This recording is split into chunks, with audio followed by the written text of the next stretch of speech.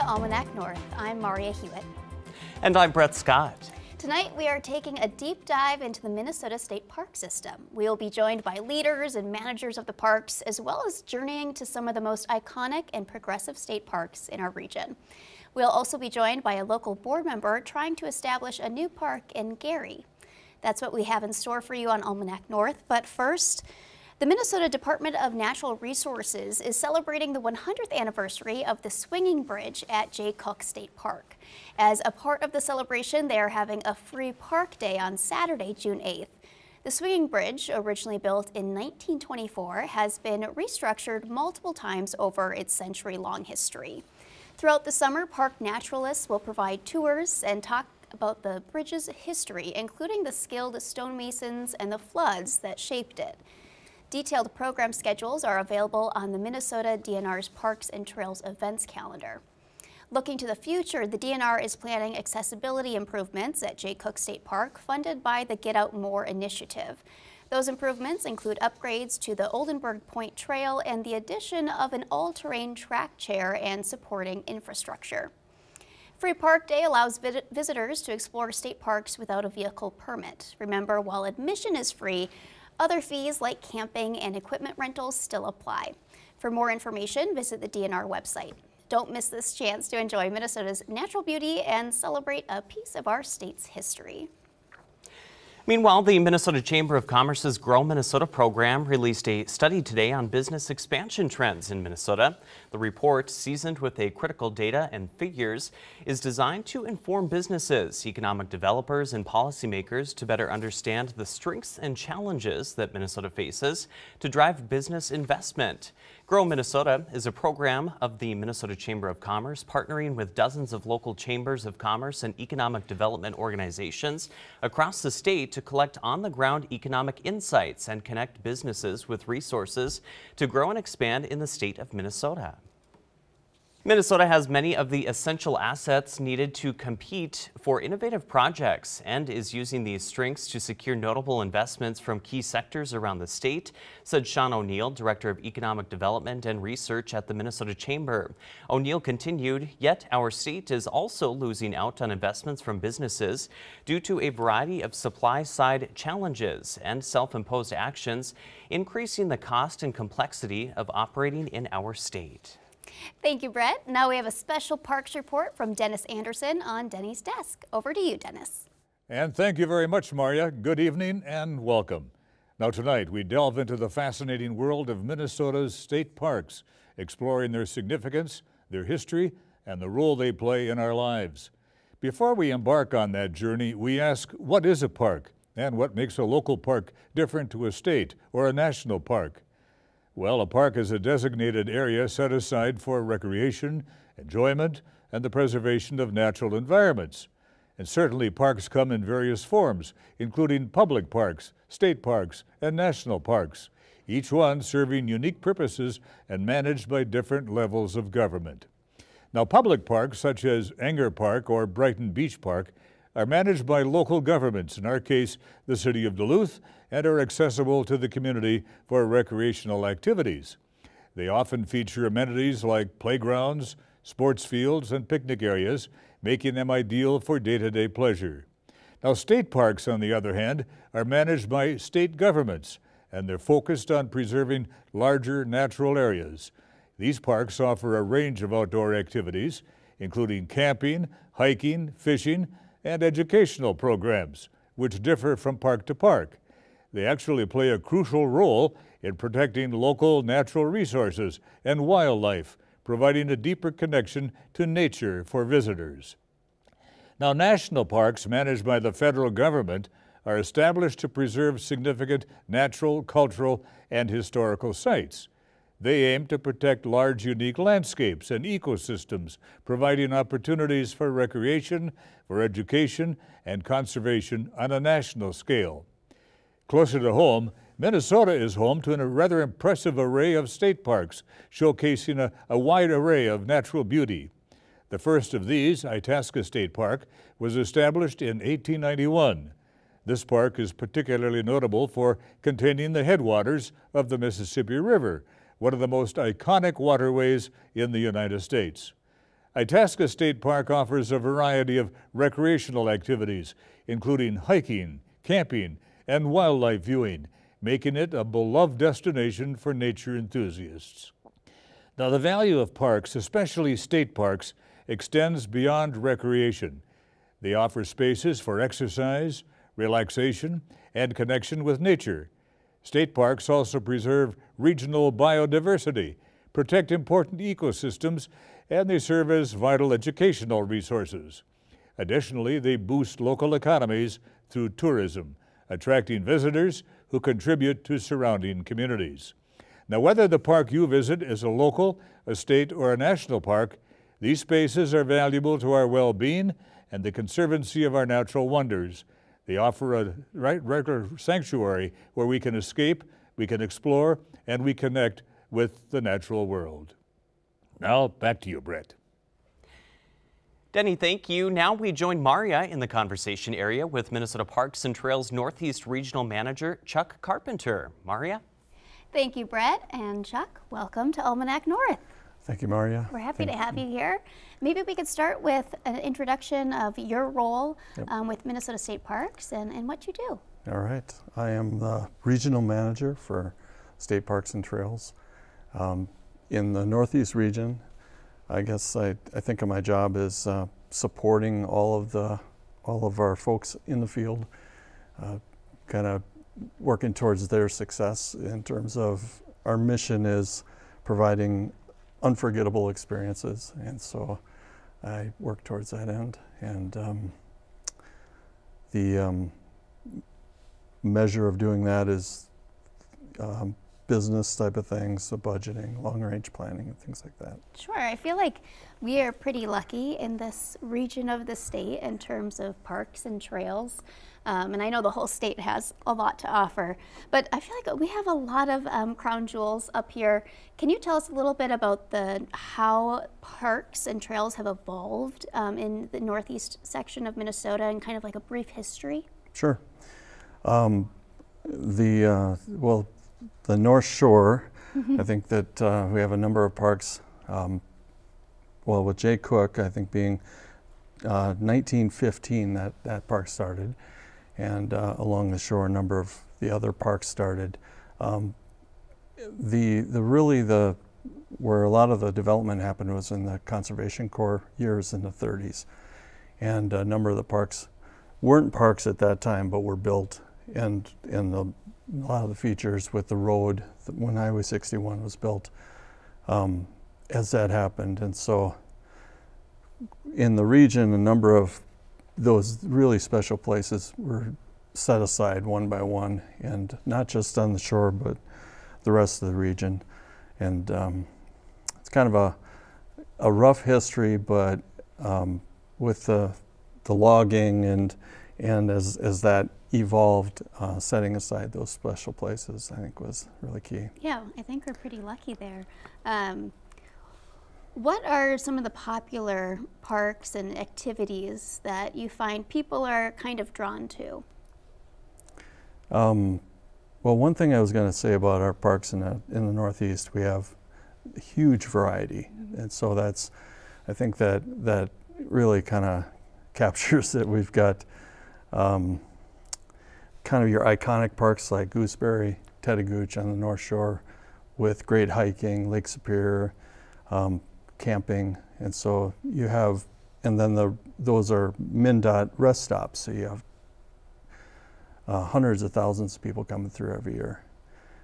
But we also have, like say, Cuyuna Country State Recreation Area over by Crosby, Ironton, which is a premier mountain bike facility, and so we have great trails there. We've got those are all non-motorized, and we have motorized up at Gilbert with Iron Range Rec Area, and so McCarthy Beach, beautiful half a mile of sand beach, and so I think we have a little bit of everything for everyone, and so they're all tremendously popular. I have to ask, since you've seen them all, you know them all very well, do you have a favorite, or is there a hidden gem that stands out for you? Yeah, we don't usually pick favorites. So Okay, I'm sure there's something for everyone everyone, asks me right? that, Yeah. but I don't It's actually. like picking a favorite child. Yeah, You can't do it. Yeah.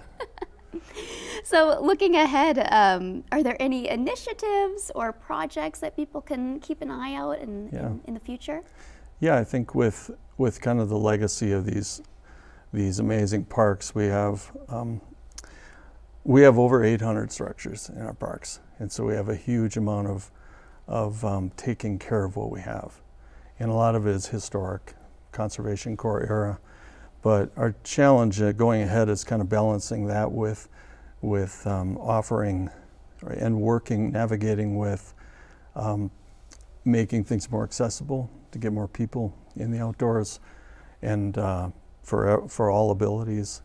The other thing is climate, and particularly downpours of rain. We're having a lot of washouts. So we have a great system of trails, but it's getting difficult to manage all of that. So taking care of what we have is a big part, but also making it accessible for more people. How do you ensure the parks and trails are taken care of and, can remain open to the public? I mean, I have to imagine you have a pretty large team to ensure that they all stay open. Yeah, we have a couple hundred folks in this region that are Parks and Trails staff, and dedicated to the work. Shout out to the Parks and Trails staff. But they're the subject matter experts of the trails and the parks that they manage. And, I kind of work to help support that, but those teams are really what happens. And also the key part there too is the taking care of the resources is one thing, but also a big part of the job is connecting with the public, people visiting, and kind of that connection, and then also working with partners. And so it's a big team, very big team of people that work together on that. How are visitor numbers for the parks, and how is that something that you track? We do have, at most of the parks, we have counters. And so during the 2020 and the pandemic, the numbers just skyrocketed. And they kind of dropped off a little bit, but they are higher than historic. And so we do try to track that way, and we have some other methods as well. But like camping, for example, those are, we've been full, like coming into Memorial Day. Yep. The whole region that weekend, and so we're seeing real high numbers. Well, now we're heading into a season where hopefully we can all get out and enjoy those beautiful parks and trails. Yeah. Chuck, thank you so much for joining us tonight. Well, thank you very much. Well, next, the Almanac North team paid a visit to some of the most popular state parks along the north shore of Lake Superior to learn more about them. Let's take a look.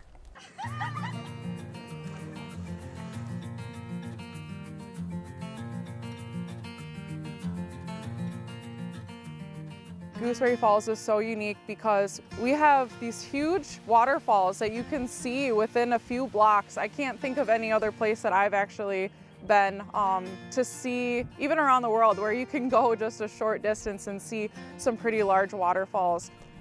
So I've tried to explain the magic of the North Shore to people who have never been here, but it's really rugged and it hasn't really been developed like other places in Minnesota, maybe for agriculture or other development. So you get a glimpse into what the world used to look like before settlers took over and built. And so this sense of ruggedness, wilderness, solitude, I think people really feel along the North Shore. And Lake Superior has some magic to it. The fact that you can be so close to this body of water along the cliffs and in the deep forest just creates this scenery that people come, from miles away to see. We also have such a unique ecosystem. We have the coniferous forest that's merging with the deciduous forest. So we have so much biodiversity here at the park. We have also like the charismatic megafauna, that wander, and like wolves and bear and the occasional moose possibly, lynx and bobcat. I just can't describe a more perfect place to work. We have about 10 waterfalls actually in the park. We have 2 little creeks that run through the park as well that have smaller waterfalls, but of course everyone comes to see the 4 or 5 main ones. I think if you're looking for a place to come explore, Gooseberry Falls State Park has a little bit of everything. We have the rushing water, we have the beautiful lake, we have berries. I didn't even mention how many edible fruits that you can come and learn about.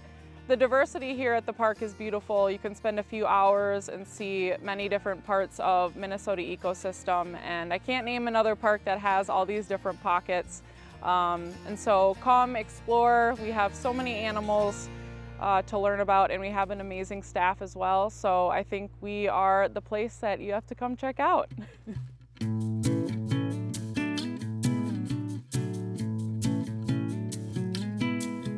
Split Rock is located 6 miles north of Gooseberry Falls State Park, and we're about 12 to 15 miles south of Tetagooch State Park, located on the beautiful North Shore, Lake Superior.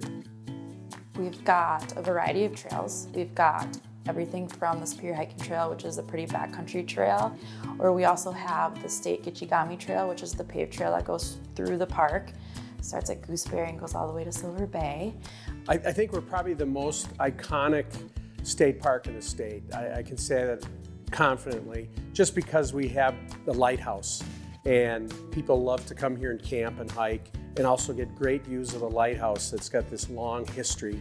And it's just an amazing place. You know, there's no other place like it in the state.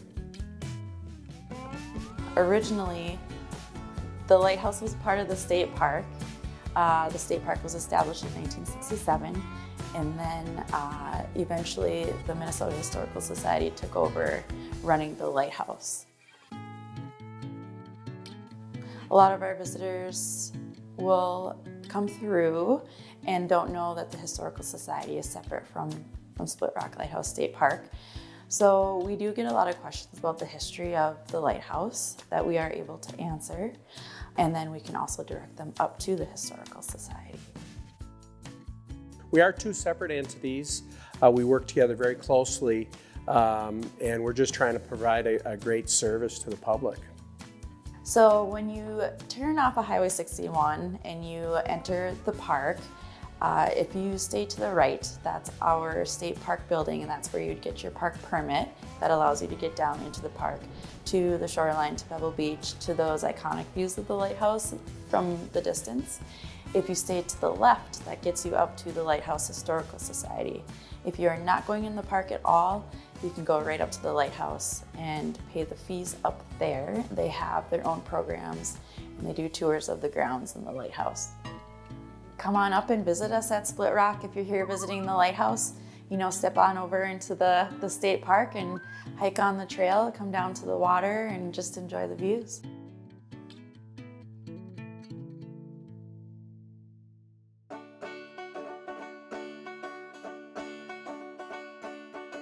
So the name Tetagooch is a little mysterious. I don't think the way we spell Tetagooch at the park here, I don't think there's anyone else in the world that uses that word.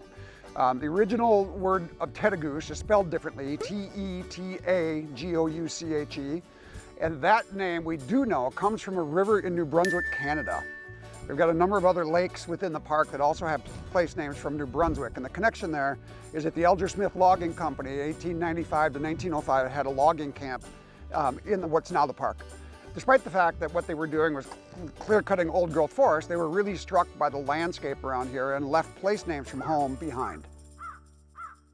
Tetagooch was really set up to be a hiker's park. When it was set up in the late 70s, it was decided we're not going to punch a bunch of roads into the waterfalls and put parking lots all over the place. If you want to get to these places, you had to hike.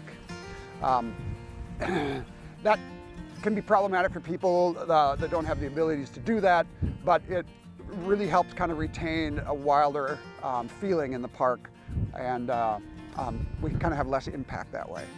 When Tetagooch Park was first set up, what is now the southern half of the park had been used by locals in the area for generations for recreating.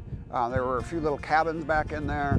There was ATV trails. There was a lot of hunting and trapping that happened back there.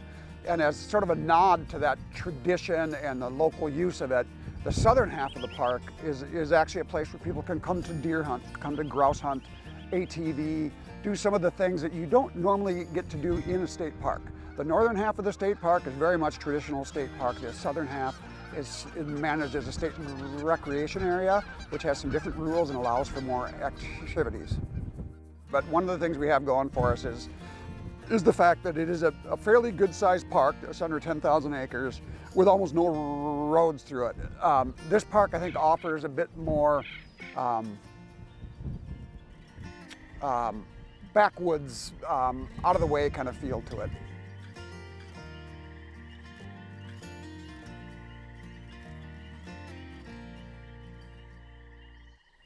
Joining me today is Tom Jamar, our Director of Marketing and Communications, and together we're reaching out to remind you that there's still time to show your support for Almanac North during our June fundraiser. Glad to be with you, Maria. And when you tune into PBS North, you're enjoying programming created specifically for our community. This includes many locally produced shows that shine a light and a spotlight on regional news and events here in the Northland. And with only a few days left in our fundraiser, now is the perfect time to show your support. As the host of Almanac North, I want to extend my appreciation for your dedication to our work.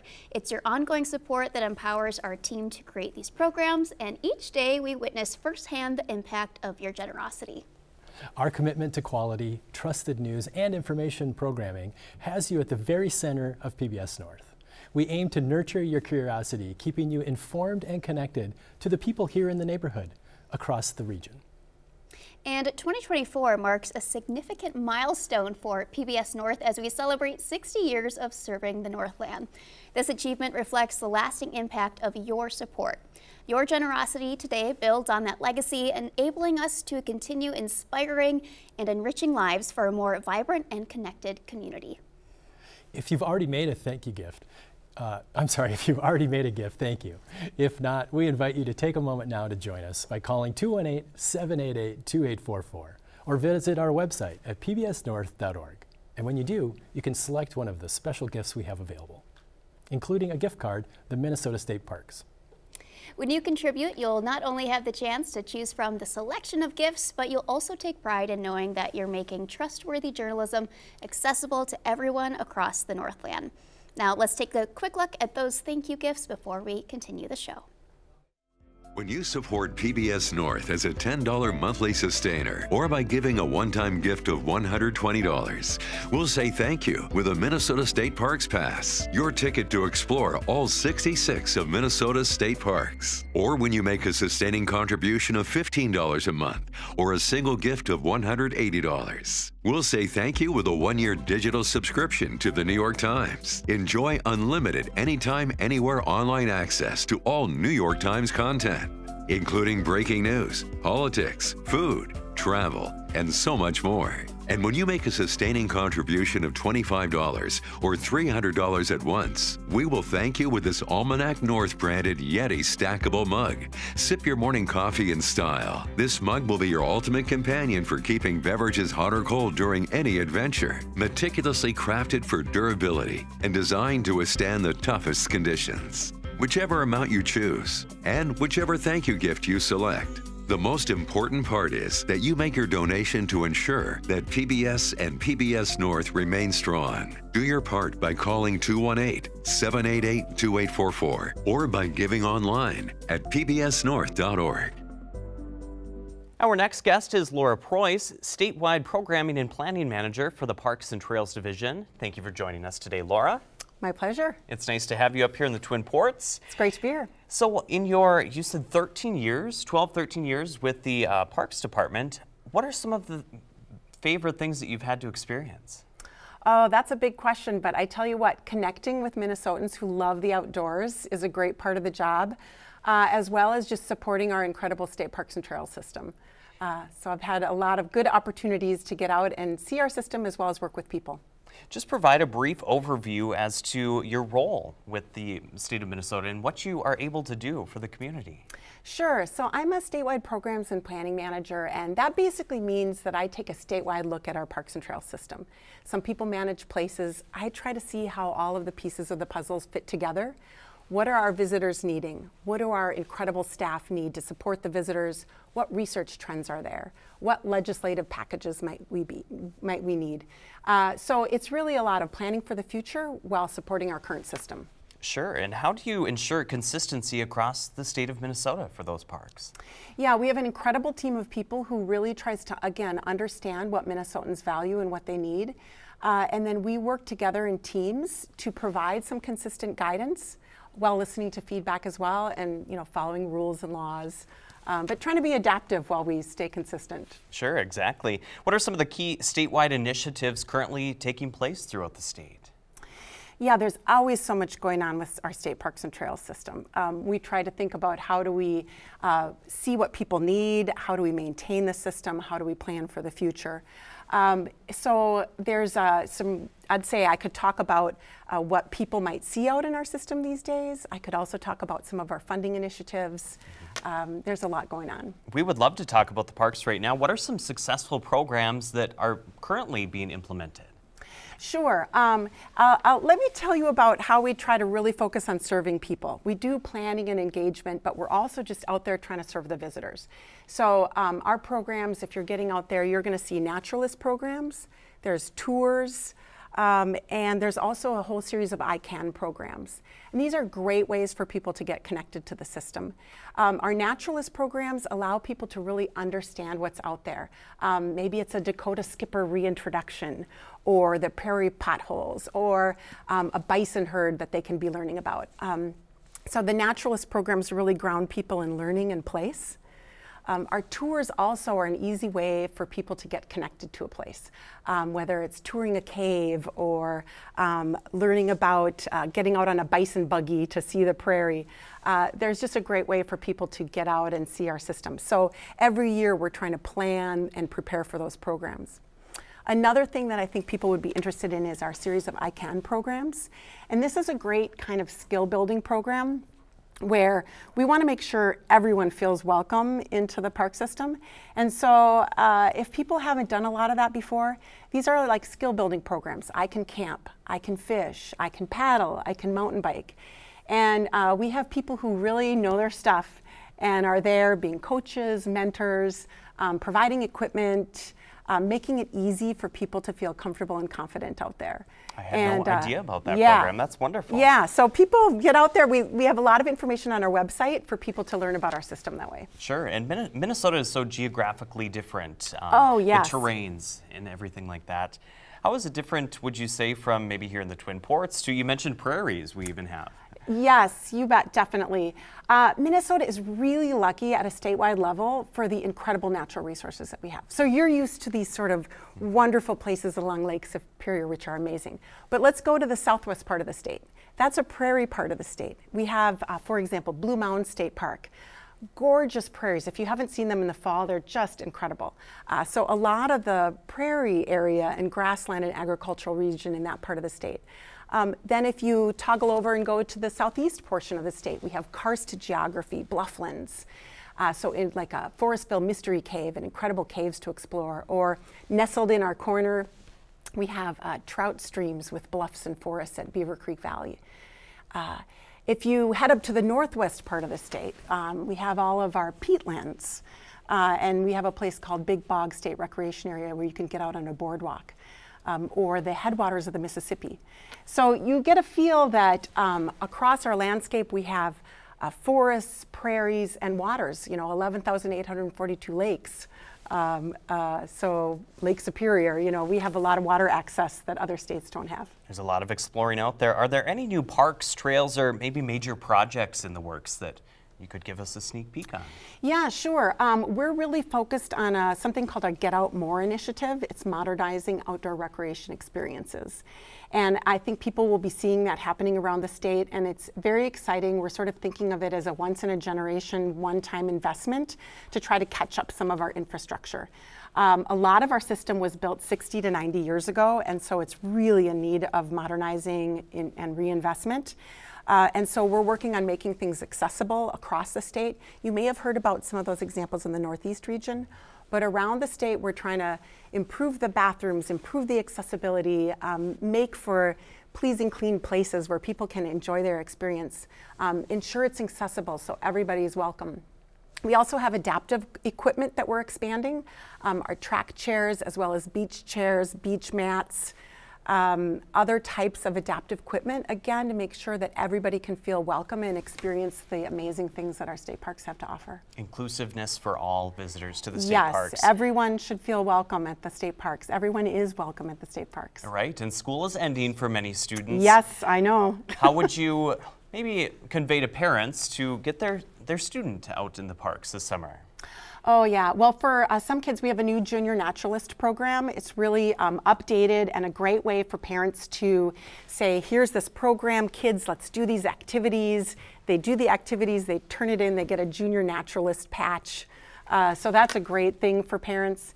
And then I also want to say, you know, I'm a parent myself, I have middle schoolers, and our family enjoys getting out in the state parks. And that sense of having a campfire, getting to see the stars in Milky Way, seeing fireflies dance at night, you connect in a way as a family that you might not get to in the day-to-day. Sure. And whether it's family or family and friends, these are like the quality of life that Minnesota has to offer, and it's worth it to get out there and explore it. It's really special. And disconnecting from the technology. Yes, right? I know in our family it's like a reset. Sure.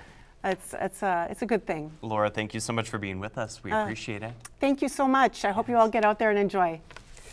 Now, our Almanac North team took a trip to McCarthy Beach State Park to learn more about their continuing efforts to upgrade accessibility so the park can be enjoyed by people of all ability levels. Let's take a look. Hi, I'm Dawn Vogus, the park manager at McCarthy Beach State Park. McCarthy Beach State Park was founded in 1945. It's got an interesting history to it. So the area that's behind me, our famous swimming beach, the McCarthy family had owned and was looking to potentially sell. And so the community pulled together and started donating, finding donations and pooling their funds together because this is such a beloved lakeshore front, and they wanted to ensure that, going forward, it was still in public use and available for their future generations of family members to come back and enjoy. So it was really a local initiative to bring this to become McCarthy Beach State Park. Obviously our half-mile sandy beachfront is by far everybody's favorite, but the little lesser known or hidden gem of the park is really the beautiful hiking trails that we have here. So our landscape was created by the glaciers thousands of years ago. And so we've got some wonderful hilly terrain, little pothole lakes that our trails wind through, and people don't realize like all the hiking trails that we have to offer and all those good get out in the woods and just relax and take in nature kind of trails that, yeah, everyone's busy with the beachfront, but the ones that discover those trails are always appreciative. We offer like winter activities as far as snowmobiling, snowshoeing, cross-country skiing, ice fishing, but the majority of our visitors are really coming from that Memorial Day to Labor Day weekend time frame because of our beloved beach. Some of the items that people can find when they come to our park is we have, on the beachfront, we have a beach mat that allows people with any level of disability to be able to follow that mat through the sandy, loose soil of that beachfront and be able to access that water's edge. So it's very helpful, especially for folks that maybe had hip surgery or have a bad ankle or knee. They're able to walk down that mat and actually enjoy the beachfront and the beach water.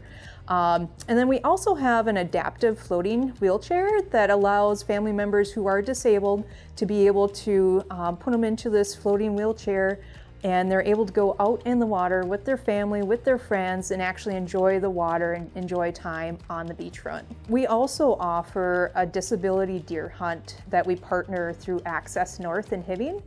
And so every fall, folks with disabilities are able to apply for that deer hunt, and we're able to partner them with a hunt mentor that goes out in the blind, sits with them, and helps them through that hunt process. I think of Steve Cooper and his family. Steve helps with the disability deer hunt, and he has a young grandson that is disabled. And last summer, they are able to come in, his son, daughter-in-law, and grandson, and utilize our track chair and get out in the woods on Cooper's own terms. So that that for me is why you get into this job, is to see those successes and to be able to connect people with nature and get out recreating. It was the first time he was able to go out on his own, under his own control, steering and getting out in the woods and just enjoying the birds and the deer and just being back into nature. I think there were a total of 8 parks that started with the track chairs, and now they're looking to expand it further. So it's been a great, just being able to show that, hey, this is a needed item out there, being able to petition and get grants and different funding sources to be able to then perpetuate it out into the system further. The mission statement is really about creating that space for the public and visitors to be able to come in and to share our passion for the resource, for the recreation, for future generations. It's not verbatim, but essentially it's, you know, we all have this passion for recreation and connecting people to the land and to the outdoors. And through that mission, we're able to do that and ensure that future generations have as many opportunities as the past generations have had.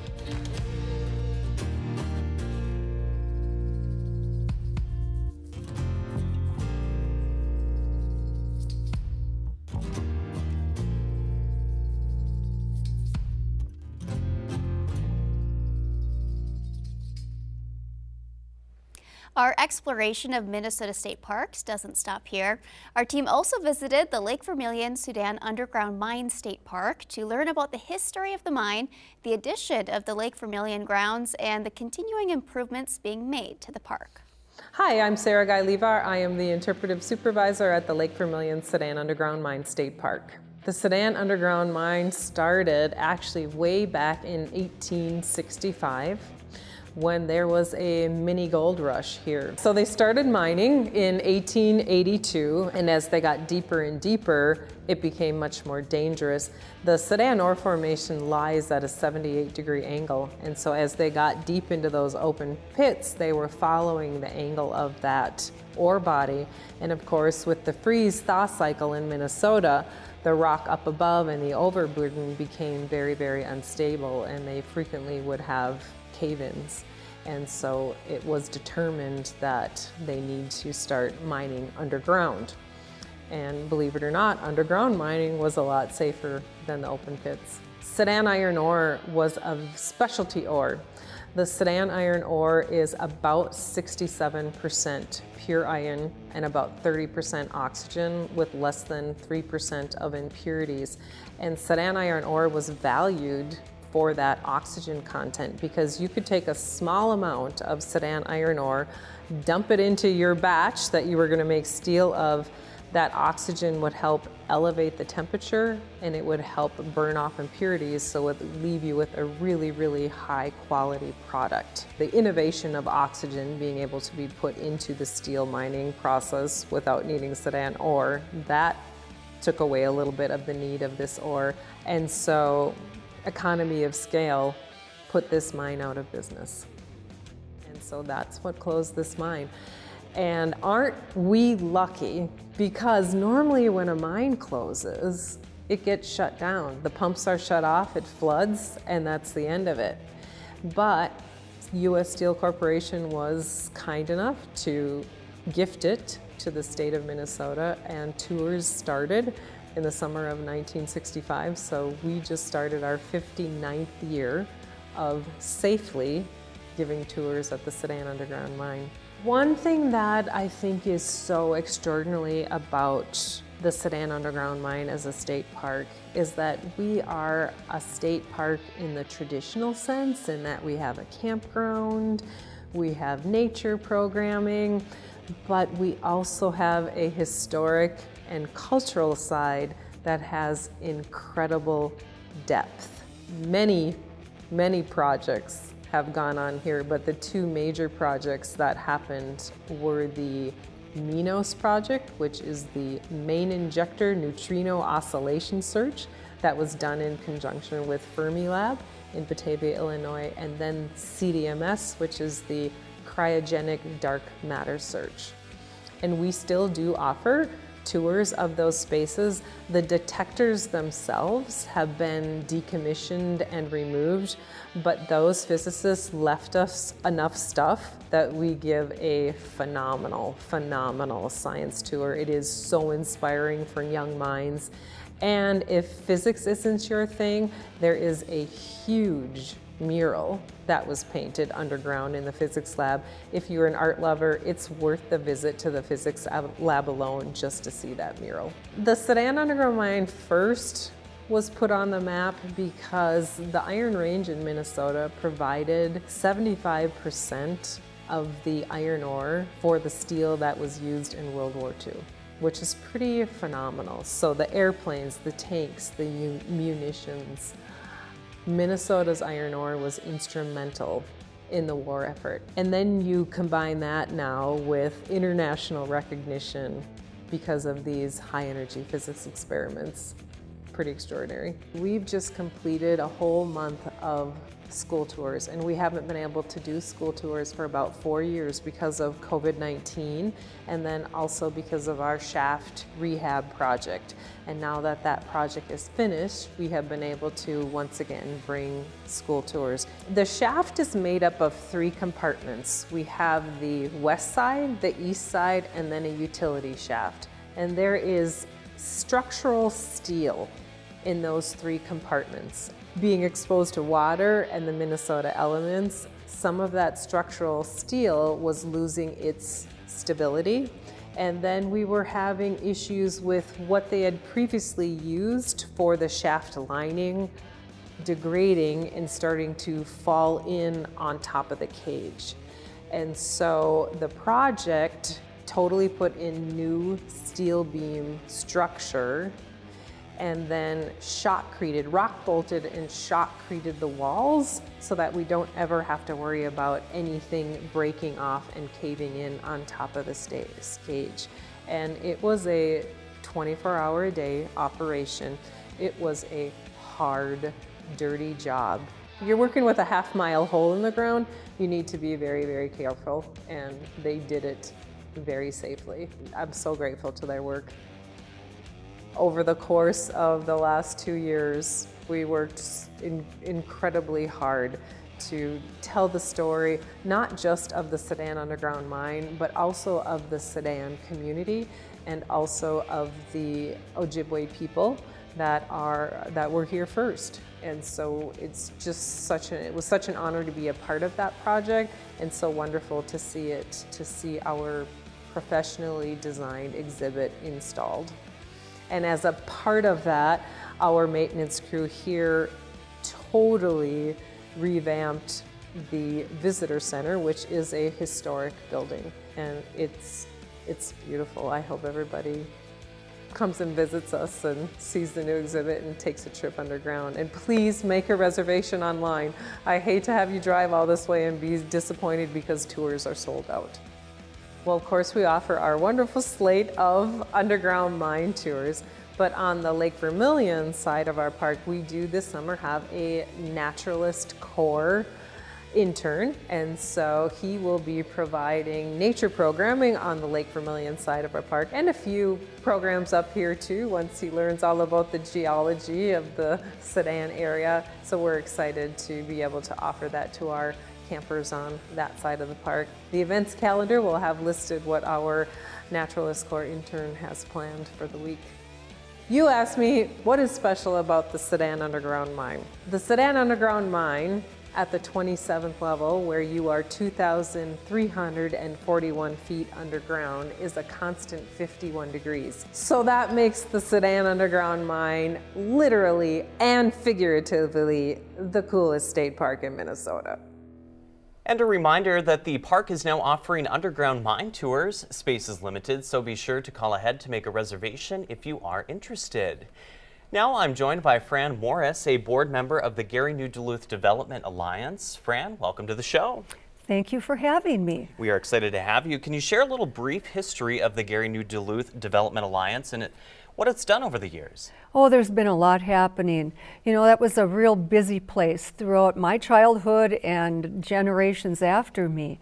And in 2009, the city closed down the recreation area due to budget shortfalls, as happens often. And that was left a big void in the community. So a group of people led by Mark Bobin wanted to see what they could do to get things going again. So after a lot of meetings with city personnel, all the different departments, speaking to Mayor Don Ness, the G&D Development Alliance was formed in 2013, and off they went, planning this project.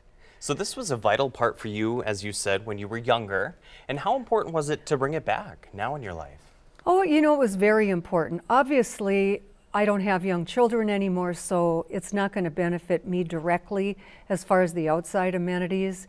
But for the families, the young families, and people of all ages, it benefits, from very young kids all the way through seniors.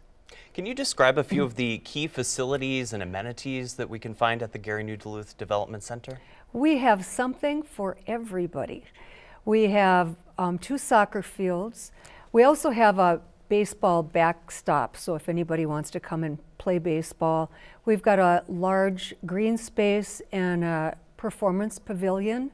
So that's been used by Stowe School for programs. We've had a wedding there, we've had concerts there. And then of course across the street we have 2 dog parks, one for small dogs, one for large dogs. Then we have a community garden. And past that we have a beautiful sport court with basketball courts and hopscotch and foursquare. And right now we're in the midst of completing our crown jewel, which is a state-of-the-art urban skateboard park with concrete surface. We've got grid line skateboard park contractors in there doing all the finishing. So we are just thrilled. And of course we have our rec building, which is home to youth programming, as well as 4 exercise classes for adults during the week. So something, as you mentioned, for all ages. Now this skate park has taken years to put together, and many generous community sponsors as well, correct? We live in a very giving community, but that being said, it's a very expensive project. We've got $750,000 into it already, and it'll be $1 million to finish it. But we are happy to say we've got the funds to complete it this year.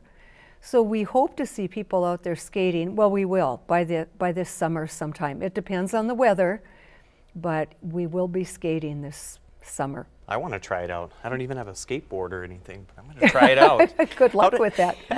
How does the Gary New Duluth Rec Center engage with the local community and also the school, as you mentioned, Stowe nearby? What we've done with Stowe is pretty much we give them the keys. They can use the building when they want.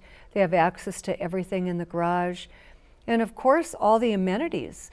There's not a school in Duluth that has the amenities available to them that Stowe has because of the recreation area being there. They even get 3 plots in the community garden to use for the kids, so they can teach the kids how to grow their vegetables and how it all works. And that's wonderful. And how can community members, as yourself, how can you get involved with the Gary New Duluth Development Alliance? We are always looking for volunteers.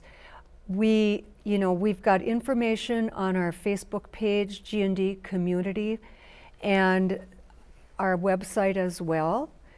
And you can always call one of us. We're easy to get a hold of. Donations are always welcome. We're finishing this last amenity and it's all paid for, but this is a City of Duluth park, but the G&D Development Alliance we're just in the second part of our second 5-year agreement with them, where we run everything, we pay for everything, we pay for the programming, we pay for the utilities, we pay for everything that we add, upkeep to the building. So that's what the donations will be used for. Definitely. You mentioned programming. How could somebody in the community get involved with that programming, or maybe they have an idea? Well, we've been really lucky. We've had the YMCA doing youth programming in the past, and this summer we're going to have the Boys and Girls Club do summer programming, and it begins June 17th, noon to 5, and it's for ages 6 to 18. And there's something different each day that the kids are going to be doing. So there's really something for everyone. All of the great amenities that we have, sports especially, are going to be able to be utilized on a daily basis there. It's great that you keep that programming, that content fresh for everyone. How can somebody learn more about the Gary New Duluth Development Alliance, or even get involved with the park? Well, please feel free to check out our website, gndcommunity.com. There's contact information for all of us on there. You can certainly Facebook message us. And, you know, it's just a great place, and it's been it's become really the center of the community. There's been so many friendships that have been formed. So if you want to get involved, if you want to hear more, please contact us. We'd welcome you with open arms. Wonderful. Fran, thank you so much for being with us today. We appreciate it. Thank you, Brett. Now for a peek at what you might be up to this weekend, back at the desk to Maria. Maria? Thanks, Brett. Summer is right around the corner, even though it feels like it's already here. Let's take a look at what you might be up to this weekend. On Saturday from 2:30 to 6 p.m., WLSSD and the Duluth Folk School are partnering for a Fix-It clinic at the Duluth Folk School. Get paired with a volunteer to guide and assist you in repairing your broken household items. Or volunteer yourself if you're handy to help others. If you're interested, you can visit WLSSD.com/fixit to learn more. Sunday at 10 a.m., the Duluth Flower Farm Garden Center is hosting Farmer Doug at their location on Hammond Avenue in Superior.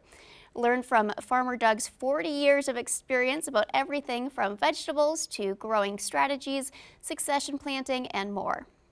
And Saturday from 2 to 4 p.m., the McCarthy Art Center will be hosting their Bells and Wind Chimes pottery class in Grand Rapids. Guided by an instructor who will lead the group on an immersive journey through crafting ceramic bells, you can shape, carve, and glaze your own masterpiece to display and enjoy forever. There's a lot going on out there. Make sure you go out and enjoy your weekend. And once again, I am joined by Tom Dramar, Director of Marketing and Communications here at PBS North. And before we go, we want to ask for your support as we enter the final stretch of our June fundraiser. Thanks again, Maria. We take pride in our commitment to showcase the best of what our region has to offer, from in-depth coverage of local topics to heartfelt stories that capture the essence of life in the Northland.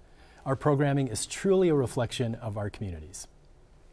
When you tune in to PBS North, you're not just watching television, you're connecting with your neighbors, learning about the issues that matter most to our neighborhoods, and celebrating the unique culture and heritage of the Northland. And it's all made possible because of viewers like you. Your support enables us to produce high-quality, locally focused programming that informs and inspires. Please give us a call at 218-788-2844 or go to pbsnorth.org to make your contribution. And when you do, you can select one of these special gifts we have available.